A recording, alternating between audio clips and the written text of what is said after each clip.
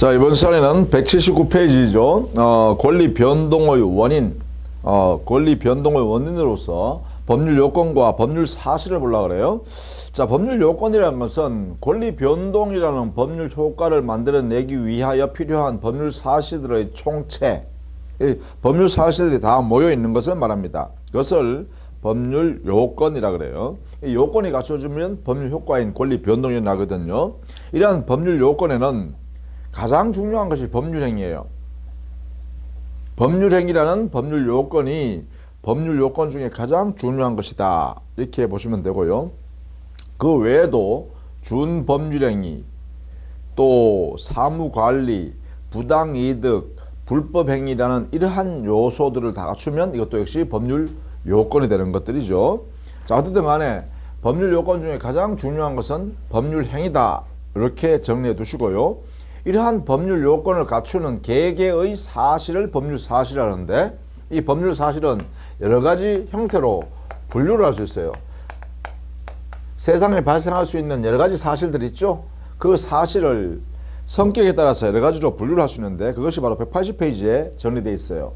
즉, 법률 요건을 만드는 개개의 사실을 법률 사실이라고 해요. 이러한 법률 사실을 여러 가지 형태로 분류를 하는데, 가장 중요한 게 사람의 정신작용과 관계되느냐, 이 정신작용과 관계가 되면 이것을 용태라고 이름을 붙이고, 용태. 그 다음에 정신작용과 관계가 없다라고 하면 이걸 사건이라고 합니다. 용어죠, 그죠? 그래서 우리 교재에 180페이지에 보면 동그라미 1번이 용태 해놔놓고 사람의 정신작용에 기하여 발생한 법률 사실을 말한다, 이렇게 해놨죠, 그죠? 이 용태, 정신작용에 의해서 일어난 그러한 법률 사실인 용태에서 가장 중요한 게 뭐냐면, 우리는 제일 중요한 것만 알아두세요. 꼭 알아둬야 될 것.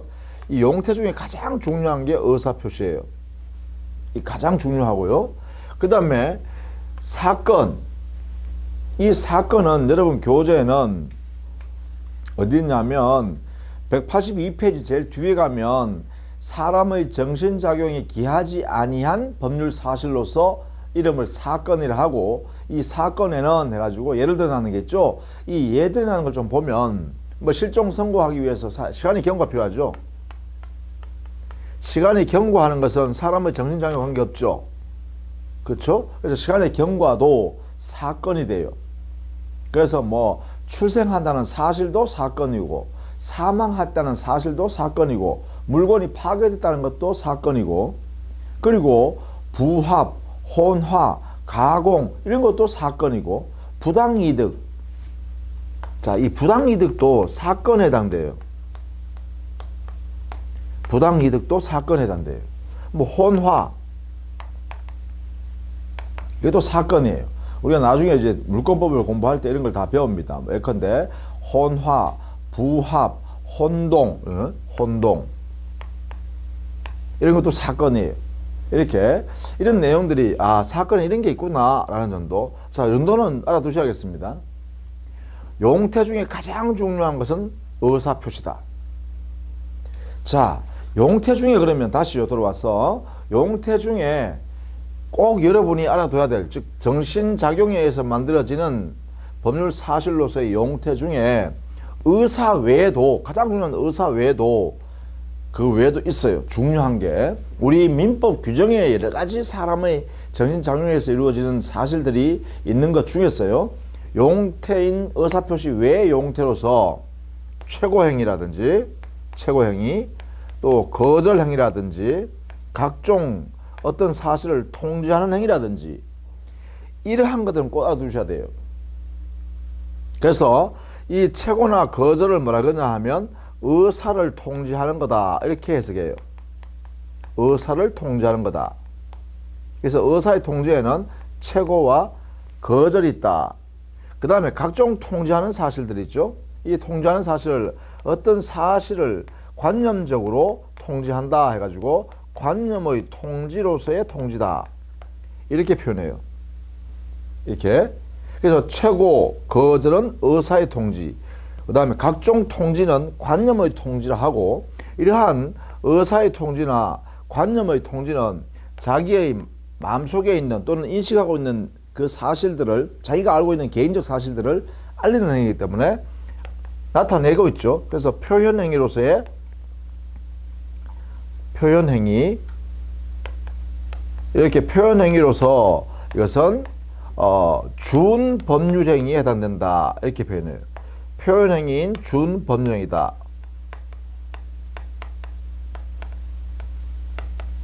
이렇게요. 자, 요 부분을 여러분이 꼭 알아두시라는 거예요. 자, 용태로서 의사 표시가 가장 중요해요. 이 의사 표시라는 사실이 들어가서 만드는 행위가 뭐냐? 이게 바로 우리가 앞에서 계속 공부하는 법률행위라고 하죠. 앞으로 계속 공부해야 할 내용입니다. 그렇죠?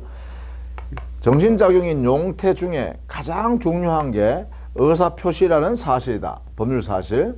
이 법률사실인 의사표시가 요소로 되어서 들어가서 만들어진 행위의 이름을 뭐라 하냐? 이때는 우리는 법률행위라고 이름을 붙여요. 그러니까 의사표시를 요소로 해서 만든 사람의 행위를 법률행위라 그래요.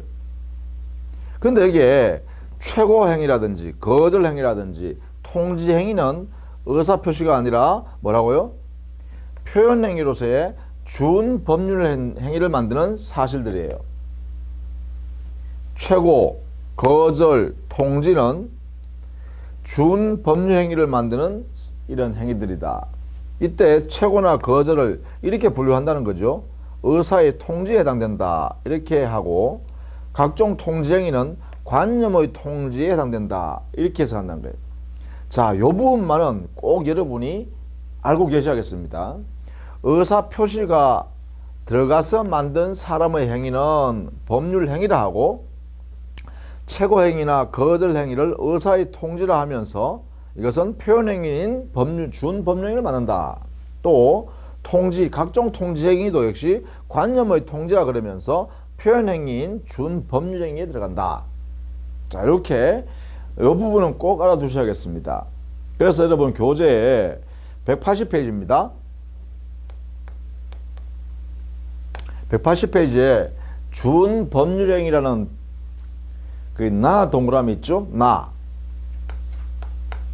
동그라미, 이 부분을 꼭 보세요.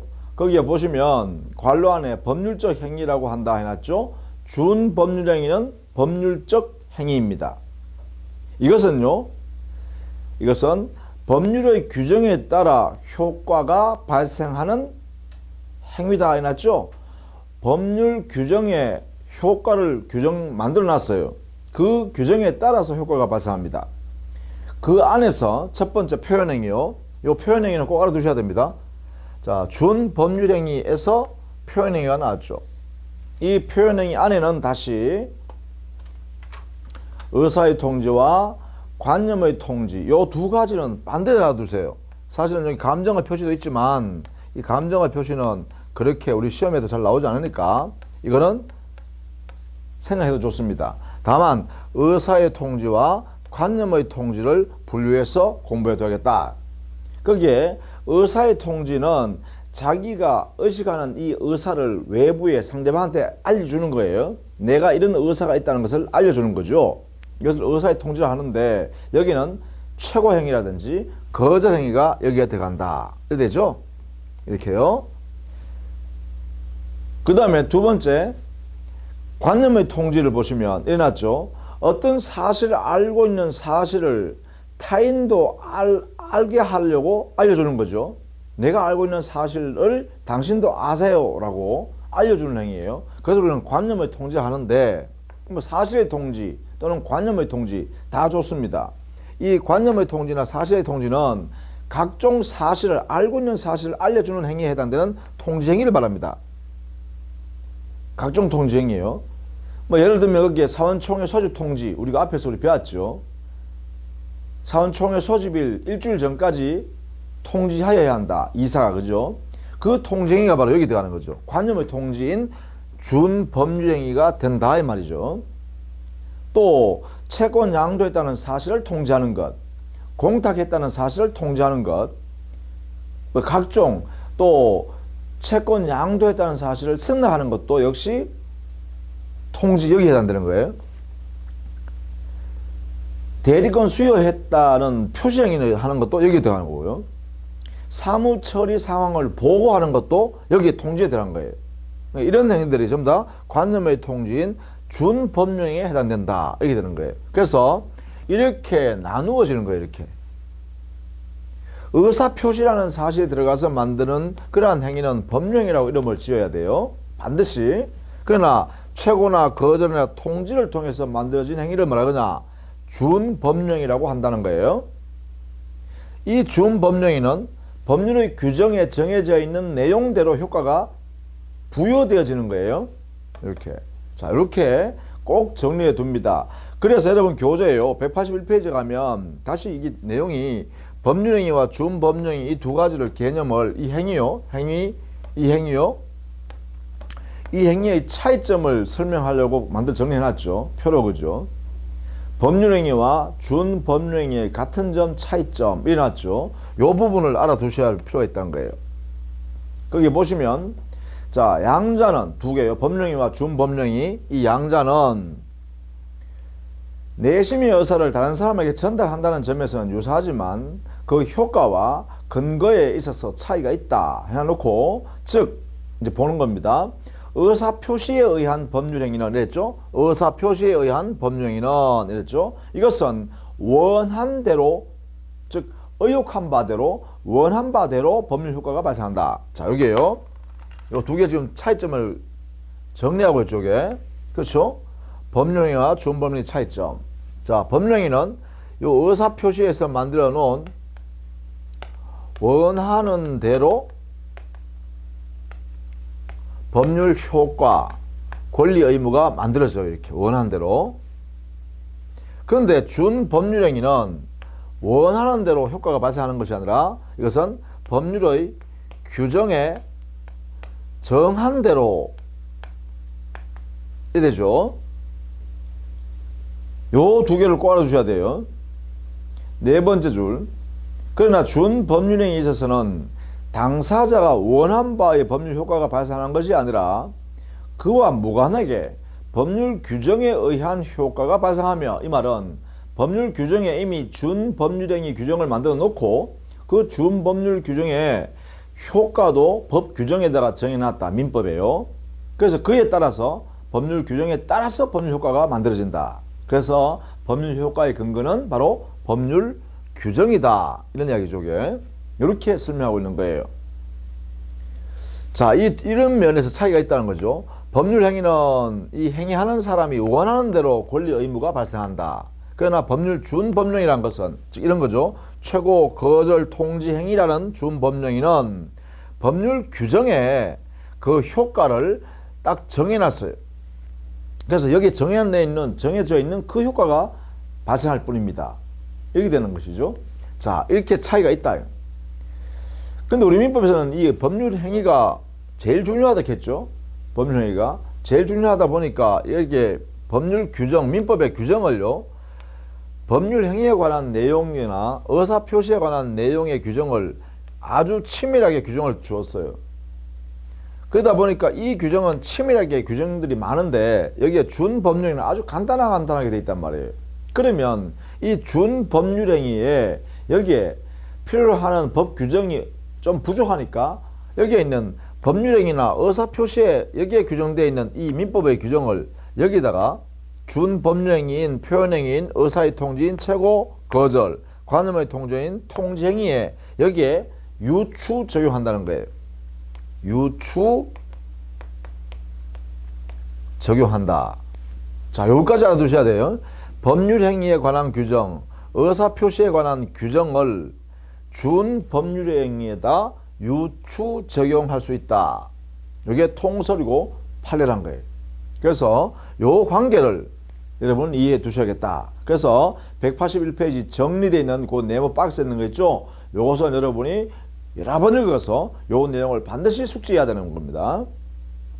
이렇게 해주시면 여기에 있는 법률 사실의 분류 이게 다 정리됐어요. 자, 그러면 이제부터 가장 법률 요건 중에 중요한 이 법률 행위를 지금부터 공부를 좀 하려고 그래요. 앞으로 쭉 공부하려고 그래요. 자, 그래서 183페이지요. 자, 먼저 법률 행위란 것은 개인이 자유롭게 의사결정해서 상대방과 행위를 하게 되는 그러한 민법에서 인정하는 행위로서 법률행위라 그래요. 그래서 이 법률행위는 첫 번째, 개인이 알아서 할 수 있는 사적 자치를 실현하는 그러한 원칙입니다. 즉 사적 자치를 실현하는 수단이죠. 사적 자치를 실현하는 수단이 바로 법률행위다. 그리고 사적 자치 원칙을 실현하기 위해서는 이 법률행위를 자유롭게 할 수 있어야겠죠. 그래서 이것을 우리 법이 허용한다. 그래서요, 이걸 인정합니다. 그래서 법령의 자유를 통해서 사적 자치를 실현하게 된다. 이런 내용이 되죠. 그 다음에 세 번째, 거기에 법령의와 의사표시 해놓고 1번 법령의 의의에 보시면 일어났죠. 첫 번째 줄입니다.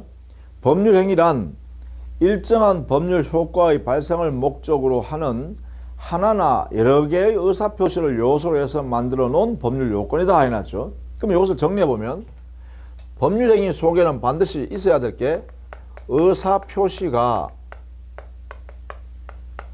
요소로서 없어서는 안 된다. 그죠? 불가결의 요소이다. 그죠? 의사표시.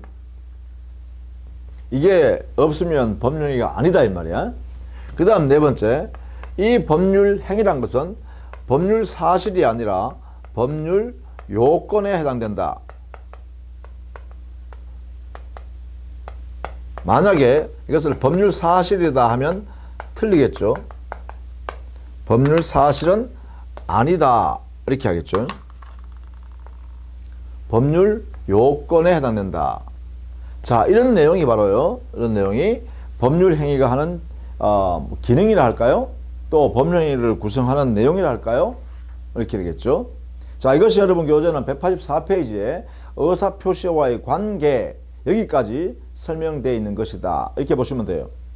거기에 보시면 2번의 의사표시와 관계, 첫 번째 양갈로 1번 의사표시는 일정한 법률 효과의 발생을 원하는 의사를 외부에 표시하는 것으로서 법률행위의 불가결의 요소가 된다. 그리고 이게 법률 사실이죠.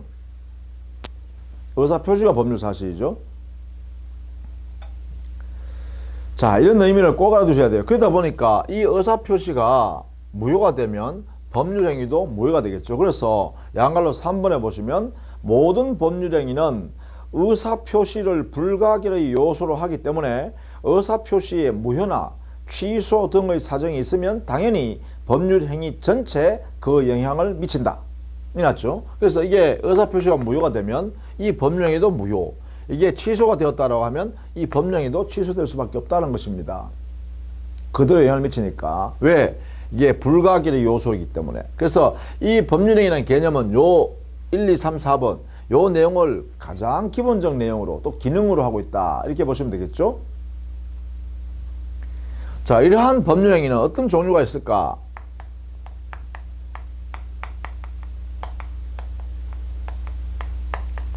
이 종류는 뭐 법령의 이 행위의 유형을 한번 분류해 보는 건데 여러 가지 기준을 가지고 해석할 수 있죠. 예컨대 거기에 단독행위, 계약, 합동행위로 나누었죠. 첫 번째 단독행위, 계약, 합동행위 이렇게 나누었죠. 이것은 이 법령의 요소인 이 의사표시의 개수와 방향을 가지고 그 법률행위를 이렇게 나누어 본 거예요. 법률행위를 단독행위, 계약, 합동행위로 나누었을 때 의사표시가 한 개로 만들어져 있다 하면 이게 의사표시 한 개, 이게 단독행위예요. 즉 의사표시가 한 개 들어가 있는 법률행위를 우리는 단독행위라고 한다는 거죠. 그 다음에 의사표시가 두 개 이상이 있을 때는 계약이 되거나 합동행위가 돼요. 이때 계약은 의사표시가 그 두 개 이상의 의사표시가 서로 이렇게 마주보고 있는 거예요. 그러다 보니까 의사표시의 방향이 대향적이 되겠죠. 아니면 의사표시를 주고 상대방 의사표시를 받는 관계니까 대립적이면서 교환하죠. 의사표시를 교환해요. 이게 이제 방향이죠. 계약은 그죠? 그런데 합동행위는 의사표시의 같은 모양이 두 개 이상인데요. 이렇게 의사표시 모양이 이런 모양이에요. 같은 방향으로 하나의 목적을 달성하기 위해서 모여드는 거예요. 그러니까 여기서 뭐예요? 의사표시 모양이 평행하죠. 평행해요. 합동행위는 평행한 의사표시 모양이에요. 그리고 의사표시가 하나의 목적을 달성하기 위해서 모여들죠. 모여드는 의사표시 형태를 구심적이라고 그래요. 이런 모습을 우리는 합동행위라고 그래요. 자, 우리 계약이라는 것은 우리 사회에서 너무나 많잖아요. 매매계약, 임대차 계약, 뭐 교환계약, 뭐 도급계약, 그렇죠? 이거 전부 다 계약이죠. 뭐 여행계약, 숙박계약, 전부 다 이게 계약이죠. 그 모양을 이렇다는 거죠. 하나의 의사표시를 상대방한테 청하면 상대방의 승낙의 의사표시를 해서 계약이 이루어진다. 그래서 서로 주고받는다는 거죠. 이런 모양이에요. 그죠? 그런데 합동행위의 대표적인 게 뭐냐? 바로 사단법인 설립행위예요. 그렇죠? 사단법인을 설립하는 행위는 사단법인의 목적을 실현하기 위해서 두 사람 이상이 의사표시해서 그 단체를 만들려고 하는 거죠. 그러니까 사단법인에 설립하기 위해서는 두 사람 이상의 의사표시가 그 목적을 달성하기 위해서 모여든다 이 말이죠. 그래서 이런 모양이죠. 그래서 요게 이렇게 표현할 수 있겠다. 사단법인을 만드는 거. 자, 그러면 여기서 중요한 것은요. 우리 시험에 잘 낼 수 있는 것은 이 부분이에요. 단독행위에 관한 이야기예요. 단독행위. 즉 의사표시 한 개를 가지고서 법령을 만들었다 이런 이야기죠. 자, 이러한 단독행위에는요. 정리를 해보면 자, 단독행위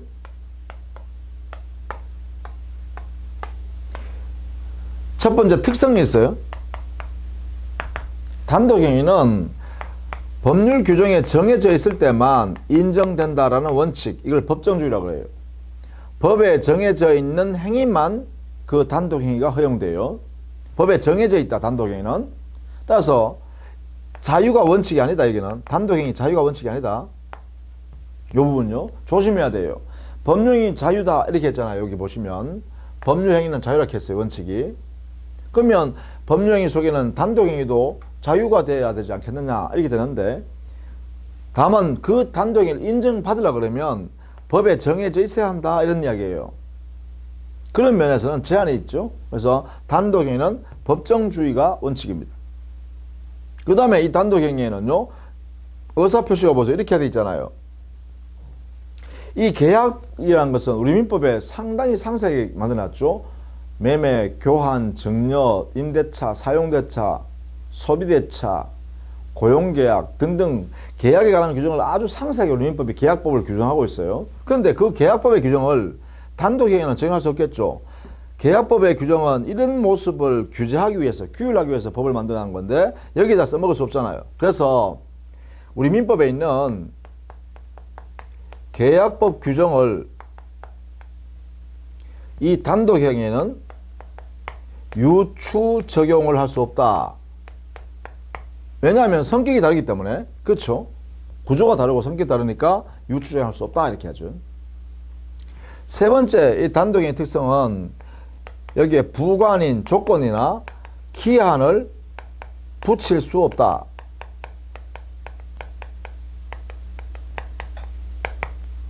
요 부관이라 그래요. 이것도 나중에 우리가 배우게 되죠. 법령의 부관인 조건이나 기한을 이 단독행위는 붙일 수 없다. 이러한 세 가지 특성이 있어요. 이걸 먼저 전제하고, 그 다음 두 번째, 단독행위에는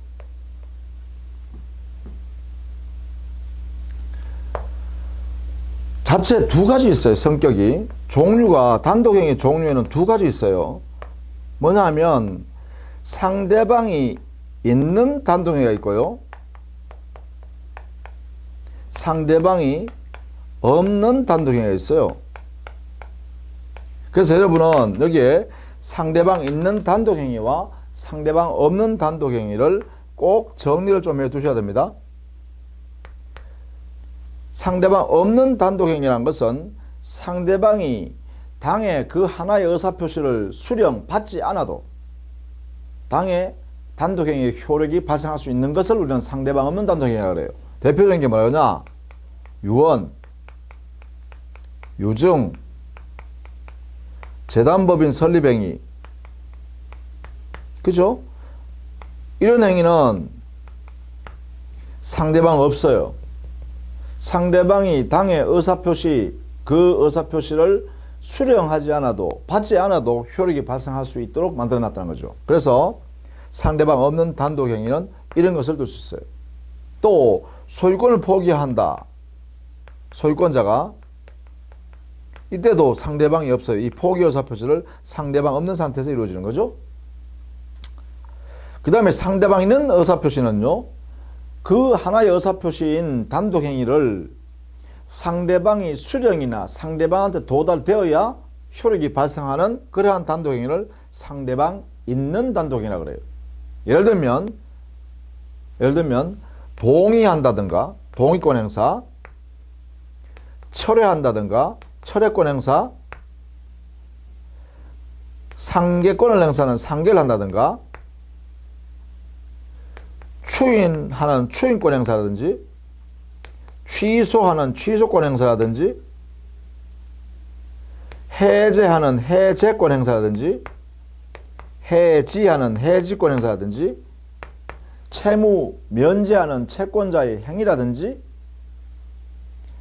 지상권자가 지상권을 포기한다든지, 저당권자가 저당권을 포기한다든지, 전세권자가 전세권을 포기한다든지, 이렇게 제한물권을 포기하는 경우에요.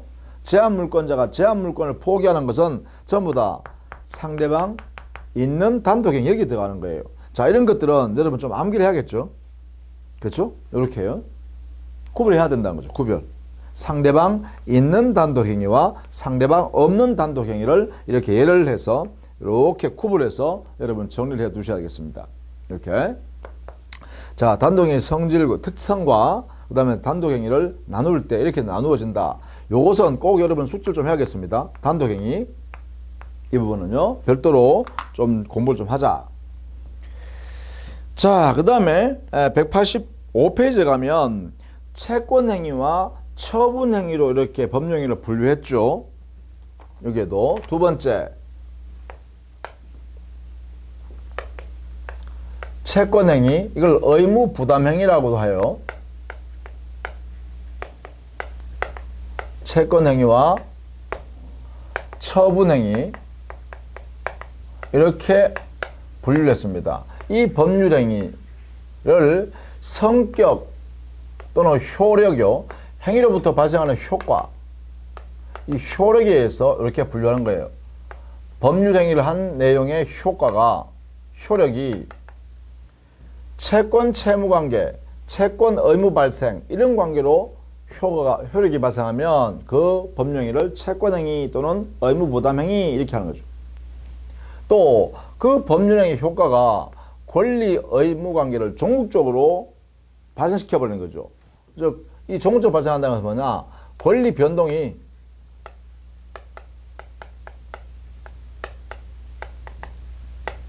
종국적 변동이다.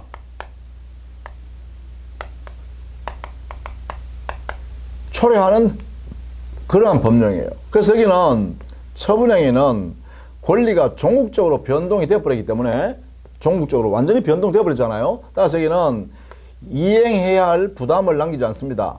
이행 부담을 남기지 않는다. 더 할 거리가 없어요. 당사자 사이에. 왜? 권리가 완전히 이전되어 버리고 발생해 버리고 끝났기 때문에 더 이상 해야 할 길이 없다는 거죠. 이걸 이행의 부담이 없다는 거예요. 그러나 요 채권 채무 관계는 채무 의무를 부담하고 있잖아요. 그죠? 채권이 발생되어 있으니까 채권자는 요구를 할 것이고 그 상대방은 그 요구에 응해서 이행을 해야 되죠. 따라서 여기는 이행의 부담을 남기는 행위예요.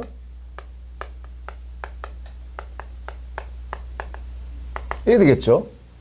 차이점입니다. 그러면 채권행위는 어떤 예가 있느냐? 이거는요, 우리 민법상에 전형적인 계약들 14가지요. 그 전부 다가 여기 들어가요. 채권행위에 들어가요. 매매라든지, 뭐 임대차라든지, 도급이라든지, 위임이라든지, 고용이라든지, 고용계약 등등등 있죠. 증여계약이라든지 이렇게 전부 다 여기 들어가요. 채권행위, 의무부담행위가 돼요. 채권, 매매계약을 하게 되면 매도인과 매수인 사이에 채권 채무 관계가 만들어진다는 거예요. 그러니까 채권 채무 관계가 만들어지니까 채무 내용대로 이행해야 할 내용이 남아있죠. 임대차 계약을 하게 되면 임대인과 임차인 사이에는 채권 채무 관계가 발생한다는 거예요. 그래서 임차권은 채권이에요. 임차권은 채권. 따라서 지금 당사자끼리는 이행할 의무를 부담하고 있어요. 채권자는 채권인 임차권을 가지지만 차임 지급할 채무도 발생돼 있잖아. 그죠? 그러니까 채권 채무 관계가 존재하게 된다. 도급계약을 하면 도급인과 수급인 사이에 수급인은 일을 완성할 채무가 생기고요. 도급인은 그 일을 완성되면 보수를 지급해야 할 채무가 생기죠. 또 위임 계약을 하게 되면 수임인, 일을 맡은 사람은 사물을 처리할 의무를 부담하죠.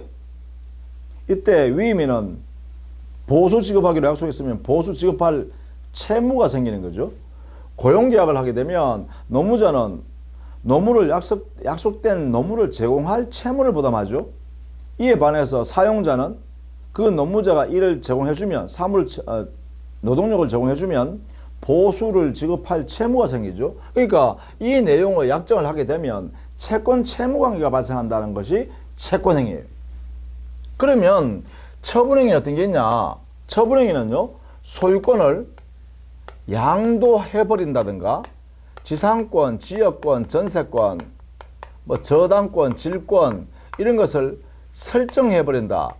이 설정행위요. 자, 이게 양도하는 행위나 설정 행위를 하게 되면 소유권이 양도되어서 넘어가 버렸죠. 또 지상권, 지역권, 전세권, 저당권, 질권을 설정하면 이 지상권, 지역권, 전세권, 저당권, 질권이 만들어져 버리죠. 권리가. 그러니까 종국적으로 권리가 움직였다, 만들어졌다 이 말이에요. 더 이상 할 거리가 없다는 거죠. 이런 것을 뭐라 하냐? 처분행위요. 물론 이것만 있는 게 아니죠. 소유권 양도, 지상권 설정, 지역권 설정, 전세권 설정, 저당권 설정, 질권 설정 외에도 채권을 채권자가 양도했다. 이것도 이 양도행위요. 채권을 양도하는 행위. 또 특허권을 가지고 있는 특허권자가 그 특허권을 다른 사람한테 양도했다. 돈을 받고 이렇게 이 양도행위요. 이러한 양도행위도 역시 뭐예요? 채권이 종국적으로 다른 사람한테 넘어가 버렸죠. 특허권이 다른 사람한테 넘어가 버렸죠. 그러니까 이것도 역시 처분행위에 해당된다 이거죠. 자, 위에 있는 여기 소유권, 양도, 지상권, 지역권, 전세권, 질권, 저당권 등의 설정은 물권을 민법에 정해지는 이 물권이 종국적으로 움직이니까 물권행위라 그래요. 그 다음에 채권 양도, 특허권 양도 등 이걸 우리는 무채 재산권 양도 이렇게 할 수 있죠. 특허권, 실용신앙권, 상표권, 저작권 등의 양도를 무채재산권의 양도라 그래요. 이런 것들도 전부 다 종국적 권리 변동이 일어나는 행위이기 때문에 이것을 뭐라 하냐? 이런 것들은 우리는 준물권 행위라 그래요. 이렇게. 이것을 우리는 준물권 행위다 이렇게 표현해요. 이런 행위들이요. 자, 그러면 결국 뭐예요? 물권 행위와 준물권 행위는 처분 행위가 된다. 그죠? 이게요. 그래서 이렇게 정리하면 되겠죠? 처분 행위는 물권 행위와 준물권 행위는 처분 행위에 들어간다. 물권 행위 어떤 게 있냐? 소유권을 양도한다든가 아니면 제한 물권을 설정한다든가 이런 것들은 전부 다 그래요. 물권행위가 되고, 준물권행위는 채권을 양도하다든가 무채재산권을 양도하는 행위, 이런 것을 들 수 있겠죠. 이렇게. 자, 이때 요 처분행위를 하려면, 유효한 처분행위 하기 위해서는 처분권 있는 자가 해야 유효. 처분행위를 할 당시에 처분권을 가진 사람이 처분을 해야 유효한 처분이다. 따라서 처분권이 없는 사람이 처분행위하면 처분행위는 무효인 처분행위예요. 이렇게 되겠죠? 처분권 없는 자의 처분행위는 무효이다. 자, 이렇게 정리를 해둡니다. 처분행위가 좀 내용이 좀 공부할 게 많죠? 그렇죠. 그래서 처분행위를 꼭 정리를 좀 해둬야겠습니다. 우리 교과서에 있는 내용들을 여러분은 여러 번 읽어보셔야겠어요. 그죠? 자, 그 다음에 요식행위, 불요식행위가 있는데, 이것은 우리 민법 규정 또는 특별법 규정에, 법 규정에 일정한 방식에 따라서 법률 행위를 해야 된다라고 규정되어 있으면 요식행위. 근데 일정한 방식에 따를 그러한 요소를 법 규정이 없다면 그러한 법령행위는 불요식행위예요. 예를 들면 요식행위는요, 사단법이나 재단법인을 설립하는 행위는 정관을 필요적 기재사항을 적어서 결정한 다음에 기명 날인해야 되는 방식을 갖추고 해야 되죠. 그래서 사단법인, 재단법인 설립행위는 요식행위가 되겠죠. 그러나 매매계약이나 임대차 계약이나 또 고용계약이나 도급계약이나 이런 것은 민법상 일정한 방식을 요하지 않습니다. 그러니까 불요식 계약이 되겠죠. 그래서 불요식행위다 이렇게 하면 되겠죠. 자, 그 다음에 생전행위, 사후행위가 있습니다. 이 생전행위, 사후행위는 당해 법률행위의 효력 발생이 당사자가 사망하여야 효력이 발생한다라는 것을 사후행위 또는 사인행위라고 합니다. 사후행위나 사인행위는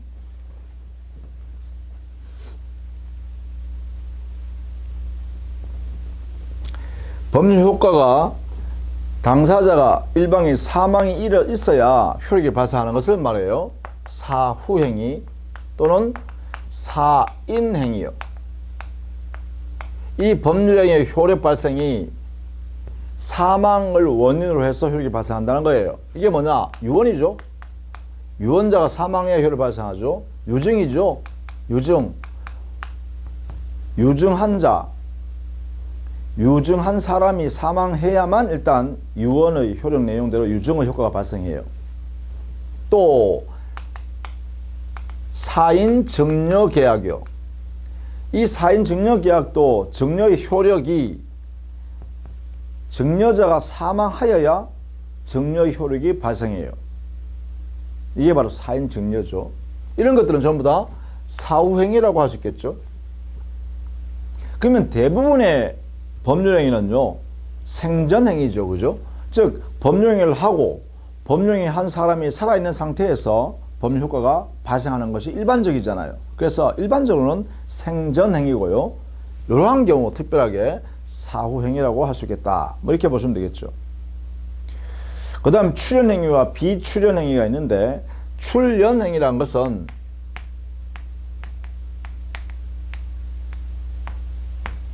이 법률행위의 효과로서 재산을 내놓는 행위인데 재산을 거래하는 행위예요. 재산의 거래가 있다 보니까 출연행위라는 의미는 재산의 증가와 감소 현상이 모두 발생하는 것을 우리는 출연행위라 그래요.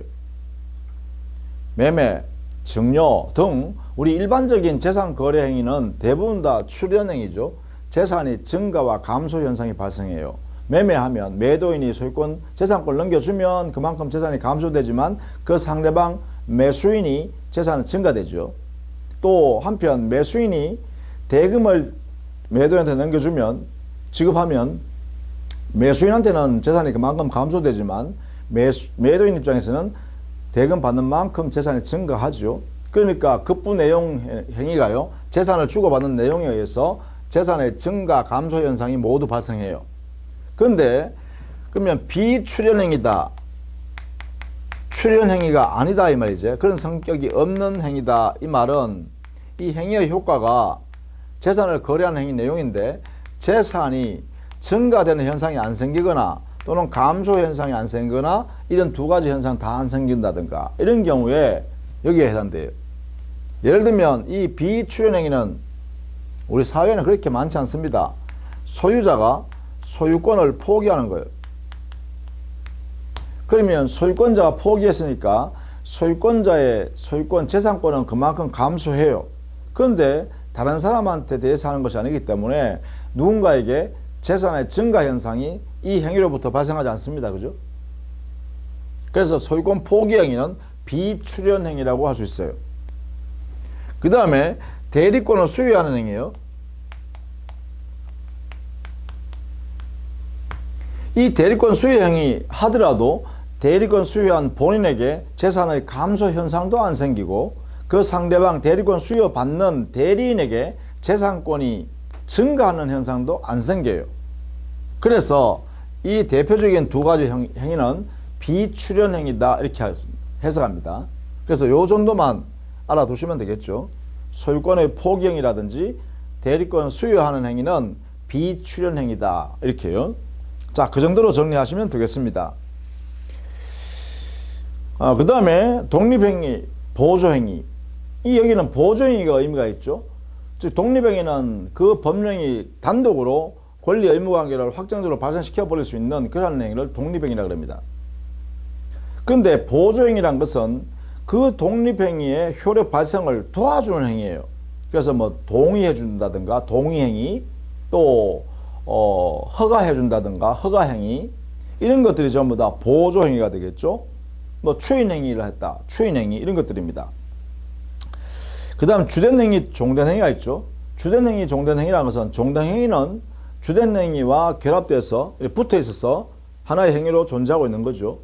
그래서 종된행위가 주된행위에 도움을 주고 있는 거예요. 주된행위를 위해서 도움을 주고 있는 그러한 행위를 종된행위라고 해요. 자, 이때 의미는 뭐냐? 제일 중요한 의미는 종된행위는요, 주된행위와 법률상 운명을 같이 합니다.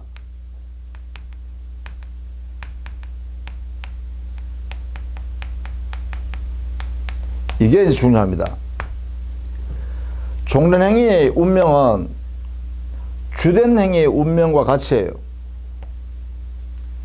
그러니까 이 말의 의미는 뭐냐면 주된 법률행위가 유효한 상태로 있어야 이것도 유효가 될 수 있다는 거예요. 이렇게. 그럼 만약에 주된 행위가 무효가 되어버렸다, 어떤 사유로, 그러면 종된 행위 혼자만 유효로 존재할 수 없고 이것도 어떻게 된다고요? 무효 효과를 그대로 받아야 한다, 이런 이야기예요. 이렇게 영향을 받아야 된다는 거예요. 그래서 주된 행위의 운명이 곧 종된 행위의 운명을 결정해버린다, 이런 이야기죠. 요것을 꼭 알아두셔야 돼요. 그 주된 행위와 종된 행위에 예를 들어가는 게 있죠. 양갈로 2번에 있습니다.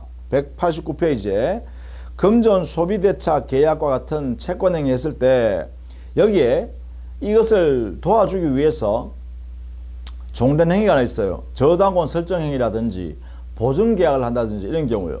그러면 여기에 금전 소비대차 계약의 효력이 상실되었다, 즉 채무자가 변제를 해버렸다 라고 하면 저당권 설정행위도 효력을 상실해버려요. 보증계약도 효력을 상실해버려요. 왜냐하면 채무를 다 변제했으니까요. 채무자가. 이래 되겠죠. 자, 이런 관계가 바로 이거죠. 여기에 주된행위는 금전 소비대차 계약이 될 것이고 종단행위는 저당권 설정 계약이나 보증계약이 될 거예요. 그러면 여기에 주된 계약인 금전 소비대차 계약에 채무자인 돈 빌린 사람이 변제를 해버리면 금전 소비대차 계약의 효력이 상실되겠죠. 효력을 상실해서 무효가 된단 말이에요. 그렇다면 여기에 있는 저당권 설정 계약이나 보증 계약도 당연히 무효가 돼야 된다, 그죠? 의미가 없잖아, 이제는, 그죠? 그래서 종된 행위는 주된 행위와 운명을 법률상으로 같이 한다. 이렇게 해석하는 거죠. 자, 여기까지. 이렇게 정리해서 법령의 의미와 그리고 법령의 종류를 하나하나 살펴봤고, 특히 법령의 종류는 의미 있는 게 뭐였었어요? 의미 있는 게 바로 여기 단독행위 정리해야 되죠. 그 다음에 처분행위 정리해야 되죠. 그렇죠. 그 다음에 사후행위 개념 좀 알아야 되겠고요. 비출현행위 조금 정리해야겠죠. 그리고 종전행위 의미를 정리해 둬야 됩니다. 이 한 다섯 가지는 여러분이 꼭 이해를 해 두시거나 숙지를 해 두셔야겠다. 이런 이야기죠. 자, 여기까지 하고요. 다음 시간부터는 법률행위의 요건을 살펴보도록 하겠습니다. 자, 고생했습니다.